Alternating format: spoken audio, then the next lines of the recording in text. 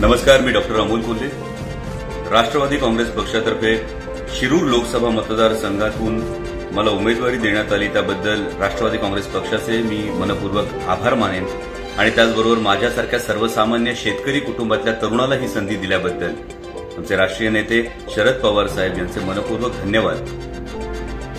काही प्रतिक्रिया माझ्या कानावर आल्या, ती म्हणजे ही निवडणूक आता काही जणांसाठी खूप सोपी झाली असं त्यांना वाटतं, पण त्यांना मी नम्रतापूर्वक सांगू इच्छितो, कारण प्रतिस्पर्ध्याला कमी लेखणं ही माझी संस्कृती नाही. त्यांना मी नम्रतापूर्वक हेच सांगेन की ही निवडणूक एका व्यक्तीची नाही, तर ही निवडणूक आता जनतेची आहे. गेल्या 5 वर्षात जनतेच्या झालेल्या अपेक्षा भंगाची आहे.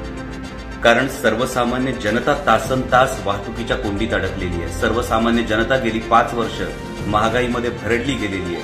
हीच सर्वसामान्य जनता आस लावून बसली होती की बैलगाडा शर्यतींचे घाट पुन्हा कधी गर्दीनं फुलणार, त्यांचा अपेक्षाभंग झालेला आहे. शेतमालावर प्रक्रिया करणारे उद्योग आलेले नाहीत, खेळाडूंसाठी प्रशिक्षण केंद्र आलेली नाहीत, पर्यटन केंद्रांचा म्हणावा तसा विकास झालेला नाही. शिवजन्मभूमी शिवनेरी असेल किंवा बलिदान तीर्थ वढू तुळापूर असेल, याच्यासाठी ठोस कारवाई झालेली नाही. असे अनेक प्रश्न घेऊन जनता मैदानात उतरलेली आहे. त्यामुळे ही निवडणूक कुणा व्यक्तीची नाही, ही निवडणूक या मतदारसंघातल्या मातामाऊल्यांची आहे. ही निवडणूक या मतदारसंघातल्या बेरोजगार तरुणाईची आहे.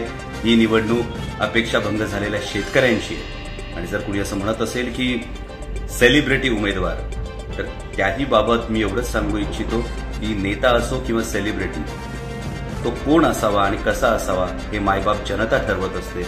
त्यामुळे येत्या काळात जनताच ठरवेल ही निवडणूक कुठल्या अंगानं जाईल.